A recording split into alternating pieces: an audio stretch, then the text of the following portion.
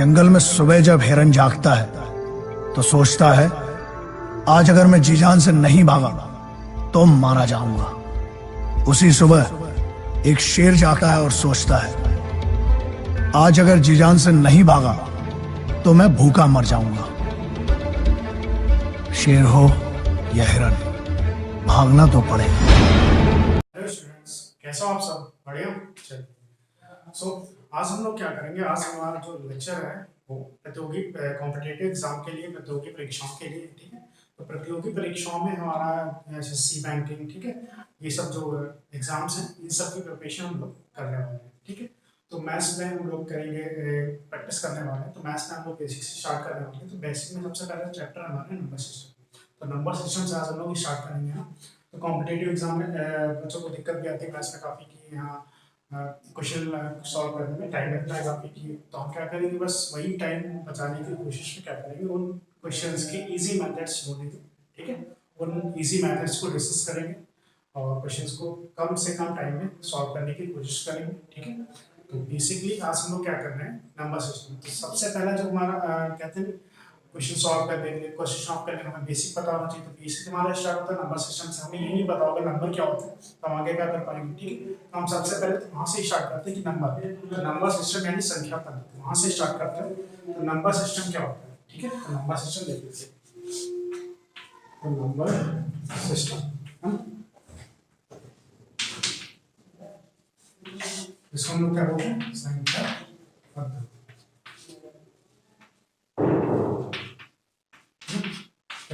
संख्या अब संख्या पद्धति को हम देख रहे थे। यहाँ से हमारा क्या दिया हुआ, संख्या और क्या दिया हुआ, पद्धति। मतलब संख्या का एक पद्धति, मतलब संख्या को एक क्रम में व्यवस्थित करना, ठीक है। संख्या को एक क्रम में व्यवस्थित करना, ये कह सकते हैं मतलब नंबर्स का अरेंजमेंट करना, ठीक है।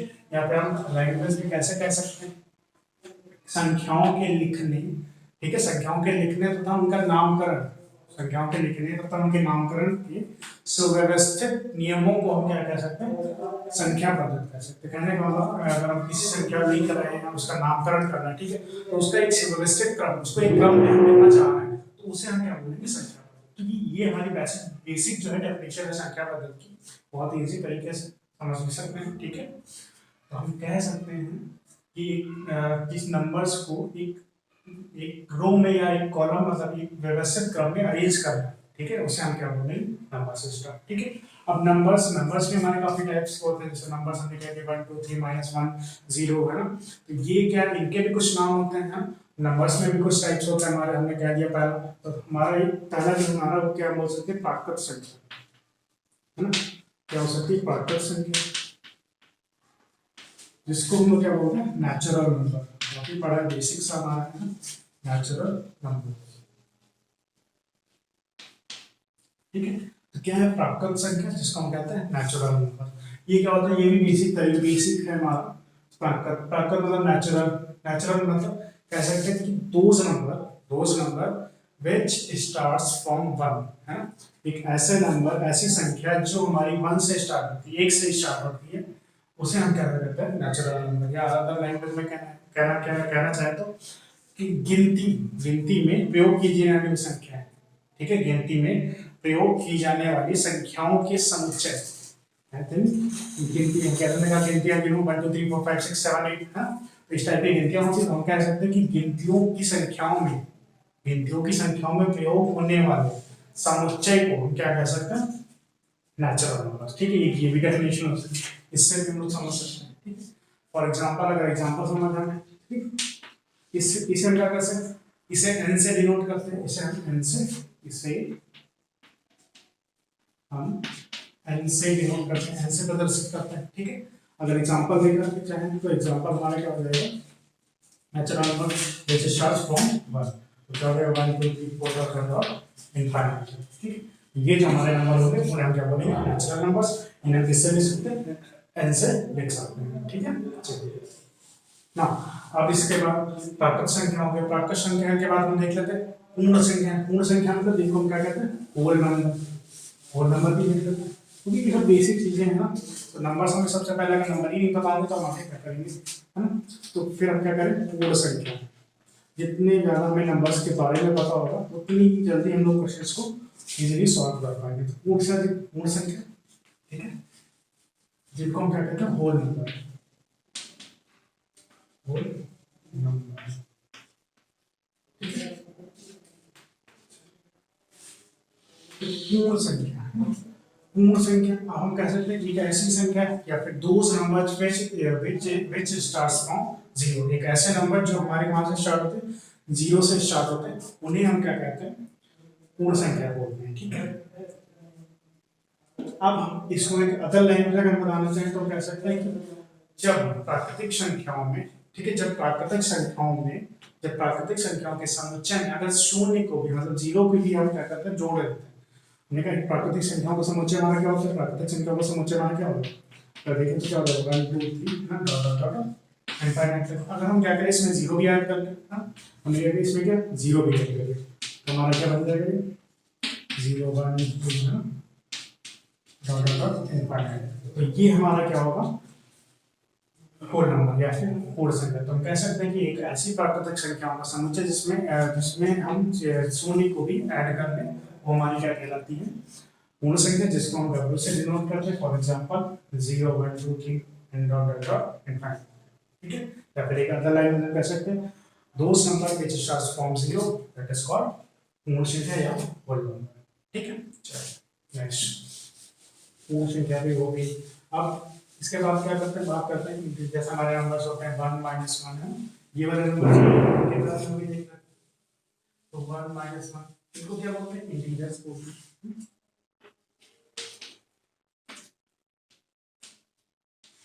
इनको हम बोलते हैं इंटीजर्स। तो चलिए इंटीजर्स क्या होते हैं देख लेते हैं।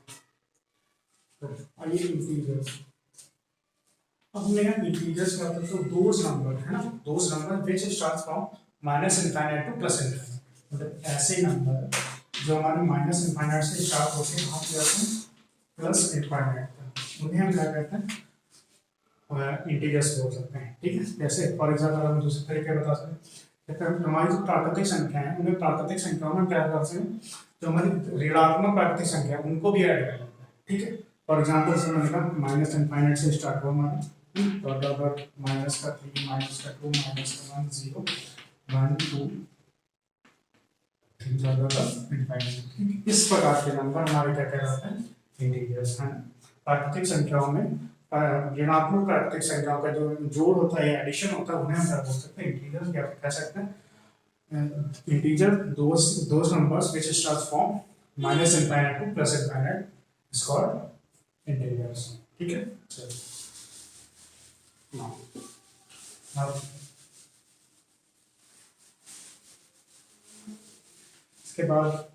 इसके बाद देख लेते हैं ऑड नंबर्स, इवन नंबर्स है ना, ऑड नंबर्स में या फिर हम कहते हैं सम संख्या, इसको बोलते हैं सम संख्या, इसको बोलते हैं इवन नंबर्स।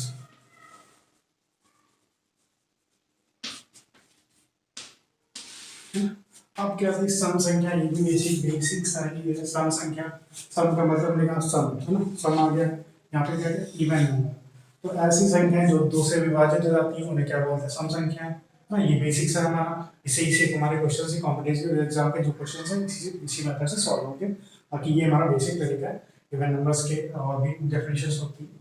तो सम संख्या मतलब कहने का मतलब जो वो संख्याएं, वे संख्याएं जो हमारी 2 से विभाजित हो जाती है, ठीक है। कहना चाहेंगे those numbers which are divisible by 2, which are divisible by 2। अब बात आती है डिविजिबल है ना, अब आप कह रहे होंगे कि डिविजिबल को बोला डिवाइड करके बोल सकते हैं, तो डिवाइड और डिविजिबल में फर्क होता है। डिविजिबल का मतलब है जो हमारा रिमाइंडर होता है वो हमारा 0 होना चाहिए, डिवाइड में हमारा रिमाइंडर 1 2 3 और कुछ भी हो सकता है, ठीक है। डिविजिबल मतलब कहने का मतलब those number which are divisible by 2 is called even numbers, मतलब 2 से पूर्णतः विभाजित हो जाती है, मतलब ऐसी संख्याएं जो 2 से पूर्णतः विभाजित हो जाती है उन्हें क्या बोलते हैं, सम संख्या, ठीक है। फॉर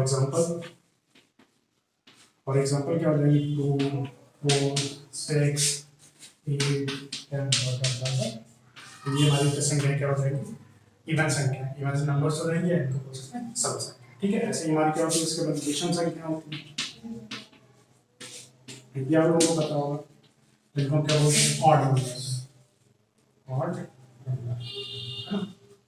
तो ऑड नंबर्स हमारे, ऑड नंबर क्या होती है, ऑड नंबर को हम लोग कह सकते हैं कि those number which are not divisible by 2, मतलब ऐसी संख्याएं जो 2 से विभाजित, पूर्णतः विभाजित नहीं होती हैं, उन्हें हम क्या कहते हैं, विषम संख्याएं, ठीक है।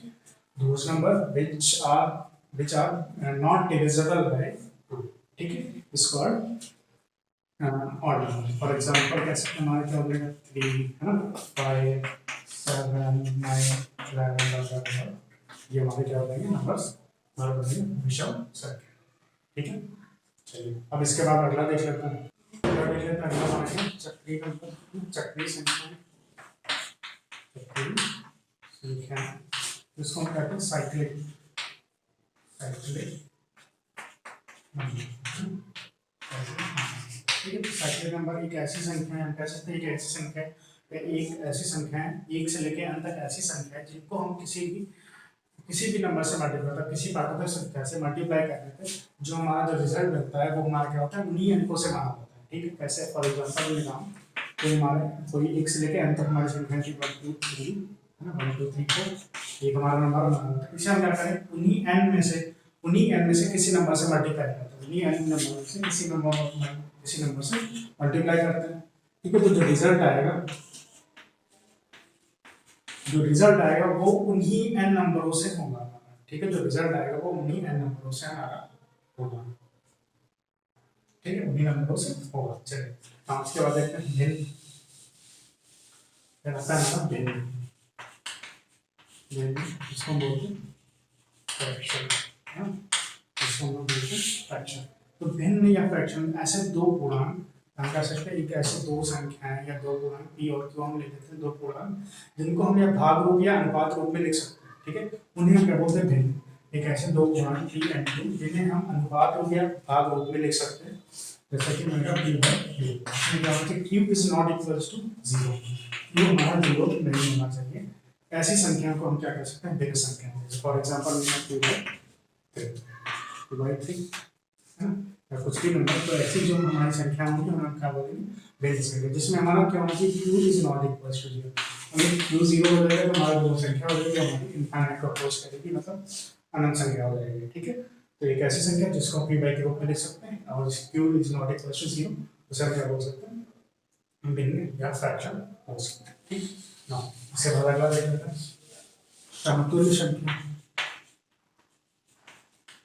समतुल्य बोलते हैं इक्विवेलेंट फ्रैक्शन, इक्विवेलेंट फ्रैक्शन। समतुल्य भिन्न क्या होती है, समतुल्य भिन्न मतलब कहने का मतलब एक ऐसी भिन्न, फॉर एग्जांपल से समझते हैं एक ऐसी भिन्न, ठीक है, एक ऐसी भिन्न जिसको हम जिसके अंश और हर, मतलब न्यूमरेटर और डिनोमिनेटर में किसी एक नंबर से मल्टीप्लाई करते हैं, ठीक है, किसी एक नंबर से मल्टीप्लाई करते हैं, जो फाइनल जो संख्या या जो फाइनल हमारी भिन्न आती है वो पहली वाली भिन्न के समतुल्य होती है, मतलब पहले वाली भिन्न के बराबर या भिन्न के समतुल्य होना चाहिए, उसे क्या बोलते हैं, इक्विवेलेंट फ्रैक्शन, ठीक है। चलिए ना अब इसके बाद देखते हैं, इसके बाद जैसे प्राइम नंबर क्या होता है, प्राइम नंबर ये भी इम्पोर्टेंट है, तो हम ये सबसे पहले तो हमें पता होना चाहिए प्राइम नंबर, इसको हम बोलते हैं ऋण संख्या, हिंदी में क्या कहते हैं, ऋण संख्या, प्राइम नंबर यानी ऋण संख्या। तो एक ऐसी संख्या जो खुद से डिवाइड, खुद से मतलब कहने का मतलब खुद से या फिर मद से डिविजिबल हो, उस हम संख्याओं को क्या बोलते हैं, प्राइम नंबर बोलते हैं या फिर ऋण संख्या। मतलब ऐसी संख्या जो खुद अपने आप से डिवाइड होती है, या फिर एक उनका जो गुणनखंड या फिर कह सकते हैं उनका जो कॉमन जो होता है वो कितना होना चाहिए, 1 होना चाहिए, उसे हम क्या बोल सकते हैं, प्राइम नंबर या फिर ऋण संख्या। फॉर एग्जांपल से टू क्या है, तो खुद से डिविजिबल इसका, और इस 1 से भी डिवाइड करें तो भी डिवाइड होते हैं, 2 3 है 5, ये सब हमारी क्या होती है, प्राइम नंबर्स होते हैं, ठीक है। चलिए अब इसके बाद बात कर लेते हैं प्राइम नंबर्स भी हो गए हमारे, फिर हम आते हैं रैशनल नंबर।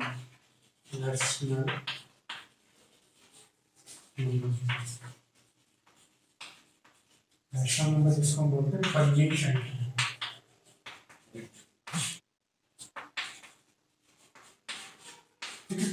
रैशनल नंबर यानी परिमेय संख्या। तो ऐसी संख्याएं जिनको हम p बाई क्यू फॉर्म में लिख सकते हैं, ऐसी संख्याएं जिनको हम p बाई क्यू रूप में लिख सकते हैं, उन्हें हम क्या कहते हैं, परिमेय संख्या। जैसे 2/3 है ना, 4/5, ये जो संख्याएं होती हैं हमारी परिमेय संख्या या फिर रैशनल नंबर। ठीक है, चलिए, इसमें क्यू हमारा क्या होना चाहिए, 0 के इक्वल नहीं होना चाहिए, Q is not equals to 0। ठीक है, ऐसा ही फिर आती है अपरिमेय संख्या, इरेशनल नंबर,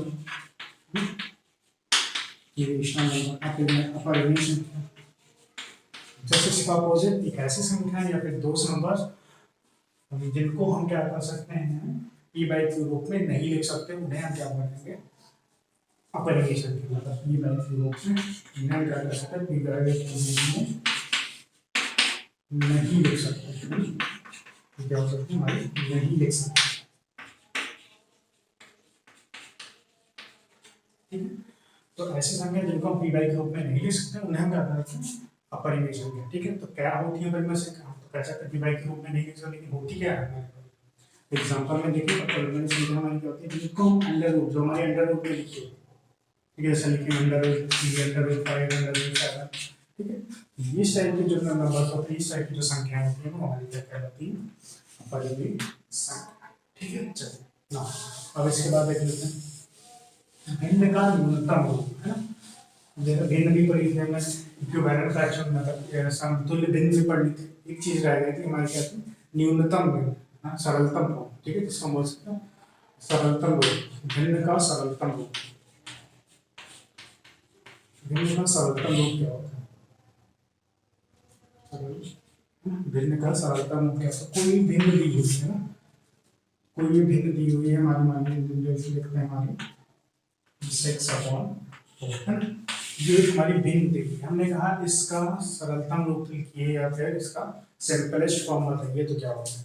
तो एक ऐसी संख्या, एक ऐसी भिन्न या फिर एक ऐसी भिन्न जिसमें 1 के अलावा कोई भी कॉमन फैक्टर नहीं मिलना चाहिए। ठीक है, अंश और हर में यानी न्यूमरेटर और डिनोमिनेटर में कोई भी कॉमन फैक्टर नहीं मिलना चाहिए 1 के अलावा।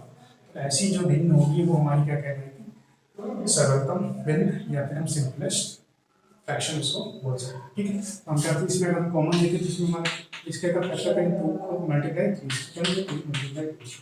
जो फाइनल आंसर आएगा जो हमारा ये जाएगा। अब इनमें देखिए 1 के अलावा कोई भी कॉमन फैक्टर नहीं है, अंश और हर में 1 के अलावा कोई भी कॉमन फैक्टर नहीं है। ये जो संख्या होगी, ये हमारी भिन्न होगी, उसको क्या बोलते हैं, सिंपलेस्ट फ्रैक्शन या फिर बोलते हैं सरलतम। ठीक है, ये हमारी क्या हो जाएगी इसका। चलिए अगला देख लेते हैं। चलिए अब इसके बाद देख लेते हैं हमारा, इसके बाद हमारी क्रमागत संख्या। ठीक है, क्रमागत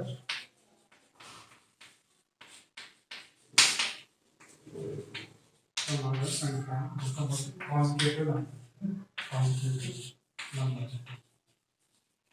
है ना, क्रमागत संख्या या फिर कॉन्जुगेटिव नंबर। तो ऐसी संख्याएं जिनको हम घटते या बढ़ते क्रम में लिख लें, मतलब ऐसी संख्याएं जिनको हम घटते या बढ़ते क्रम में लिखते हैं, लेकिन उनके बीच जो अंतर होता है वो हमारा सिर्फ 1 का होता है। ठीक है, 1 का होता है, उन्हें हम क्या बोलते हैं, क्रमागत संख्या या कॉन्जुगेटिव। जैसे हमने कहा 1, उनके बाद कितना है 2, 3, 4, 5। ठीक है, इनके बीच अगर हम देखें तो जो हमारा डिफरेंस है वो हमारा कितना है, 1 का। तो ऐसी संख्याओं को हम क्या बोल सकते हैं, क्रमागत संख्या। ठीक है, हमने कहा क्रमागत सम संख्या, तो क्रमागत सम संख्या में पता क्या होती है, जो 2 से विभाजित हो जाती है। तो क्रमागत सम संख्या, क्रमागत 2 संख्या 2, 4, 6। क्रमागत सम संख्याओं के बीच जो डिफरेंस होता है वो हमारा 2 का होता है। क्रमागत विषम संख्याएं जो होती हैं उनके बीच में जो डिफरेंस होता है वो भी हमारा 2 का होता है। ठीक है, चलिए क्रमागत संख्या होगी ना। अब इसके बाद दशमलव संख्या लिख लेते हैं, क्या होती है, दशमलव संख्या, दशमलव संख्या जिसको बोलते हैं डेसिमल, दशमलव नंबर।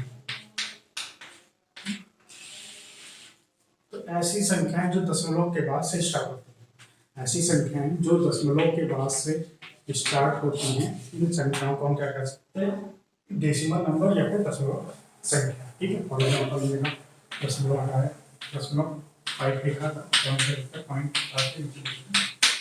उसमें 5 ठीक है। तो ऐसी संख्या है जिनको हम क्या कर सकते हैं, दशमलव संख्या, ठीक है। चलिए अब इसके बाद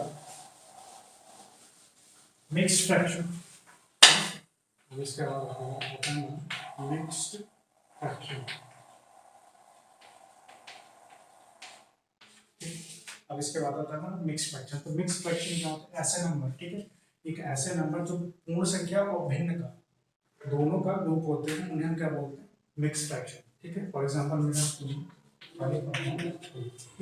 ऐसी संख्या जो पूर्ण संख्या और मिक्स मतलब भिन्न का रूप होते हैं या उनसे मिल के बनी होती है, उन्हें क्या बोलते हैं, मिक्स फ्रैक्शन। इसको हम ऐसे लिख सकते हैं, ठीक है। ये क्या होगा, पूर्ण संख्या, ये क्या होगी, भिन्न संख्या। तो इन दोनों के जोड़ से मिलकर बनी होती है या फिर इन दोनों से जो मिलकर संख्या बनी होती है, उन्हें क्या बोलते हैं, मिक्स्ड फ्रैक्शन, ठीक है। इनको सॉल्व करने का तरीका क्या है, इनको सॉल्व करने का तरीका क्या है, हम क्या करेंगे, इसको पहले 2 से मल्टीप्लाई करेंगे, इसको हम क्या करेंगे, जो हमारा भिन्न है उससे मल्टीप्लाई करेंगे, जो पूर्णांक है उससे मल्टीप्लाई करेंगे, और जो हमारा अंश में लिखा है उससे ऐड करेंगे, जो हमारा डिनोमिनेटर था वो तो रहेगा, मतलब एलसीएम वाला। टोटली हमें क्या करना है, यहाँ पे एलसीएम लेना है, ठीक है, लघुत्तम समानुपात वाला फॉर्मूला ही यूज करना है, ठीक है। ये हमारा होगा मिक्स्ड फ्रैक्शन है। अब इसके बाद लास्ट जो क्या है हमारा, हाँ एक चीज हम देख लेते हैं, परफेक्ट नंबर। इसके बाद आता है परफेक्ट नंबर। परफेक्ट नंबर क्या होता है, तो परफेक्ट नंबर ऐसे होते हैं, कोई भी नंबर, ठीक है, कोई भी नंबर दिए हो जिनके हमारे गुणनखंड दिए हो, अगर हम उन गुणनखंड का सम करें, ठीक है, उनका सम करेगा हमें वही नंबर मिल जाता है, तो हमारा क्या होता है, परफेक्ट नंबर, ठीक है। फॉर एग्जांपल मैंने 6 है ना, 6 के हमारे जो गुणनखंड क्या हो सकते हैं, जो फैक्टर होता है हमारे वो क्या हो सकते हैं, 1, 2 एंड 3 है ना, ये हो सकते हैं कुछ हमारे 1, 2, 3 इस टाइप के हो सकते हैं। चलिए अगर हम इनका सम करें 1 + 2 + 3 तो ये हमारे कितना आ जाएगा, टोटल हमारा 6। तो एक ऐसी संख्या जिसके हमारे जो हमारे उसके फैक्टर होंगे उनका अगर हम सम करें तो हमें वापस वही संख्या मिल जाए, तो हमारे वो क्या हो जाएंगे, परफेक्ट, ठीक। हाँ इसके बाद लास्ट हमारा क्या, साइन, चिन्ह संख्या या साइन नंबर है ना, इनको बोलते हैं चिन्ह संख्या, ठीक है। तो एक ऐसी संख्या है जिनको हम उनके चिन्ह के द्वारा पहचान सकते हैं, जैसे संख्या जिनको हम उनके चिन्ह के द्वारा पहचान सकते हैं उन्हें क्या बोल सकते हैं, साइन नंबर या चिन्ह संख्या। मतलब जैसे कि कह सकते हैं किसी संख्या के आगे हमारा चिन्ह लगा होता है, तो ऐसी संख्याएं जिनके आगे हमारा जो जिनको हम चिन्ह के द्वारा पहचान सकते हैं उन्हें क्या बोलते हैं, चिन्ह संख्या, ठीक है। जैसे इसमें हमने पहचाना कि -3, इसमें हमारा चिन्ह है, ये तो हम कैसे पहचानेंगे, साइन के द्वारा ही पहचाना, ये कैसी संख्या हमारी, नेगेटिव मतलब -3, इसलिए हम इसको बोल सकते हैं चिन्ह संख्या, ठीक है। अगर किसी भी संख्या के आगे कोई भी अगर हमारा साइन ना लगा हो तो हमेशा उसमें क्या करते हैं, पॉजिटिव नंबर ही यूज करते हैं। आई होप, ठीक है। तो आज के लिए बस इतना ही, अगले लेक्चर में हम करते हैं। आज हम लोगों ने क्या करेंगे, संख्याओं के बारे में अच्छे से डिस्कस कर लिया। अब इसके बाद हम क्या करेंगे, इसकी जो शॉर्ट्स ट्रिक्स हैं वो हम लोग आप तक पहुँचाएंगे, ठीक है, और क्वेश्चन सॉल्व करेंगे इजीली तरीके से, ठीक है। और जिन लोगों को ये समझ आई होप समझ में आया होगा, बाकी अगर जिनको नोट्स चाहिए तो आप हमें कमेंट करके बता सकते हैं, हम आपको PDF अवेलेबल करवा देंगे, ठीक है। तो आप होपफुली आपको वीडियो अच्छे से समझ में आया होगा, तो आप लोग वीडियो देखिए, ज़्यादा से ज़्यादा शेयर कीजिए, चैनल को सब्सक्राइब करना ना भूलें, लाइक कीजिए, और कोई भी दिक्कत हो तो आप हमें कमेंट सेक्शन में बता सकते हैं। Thank you so much.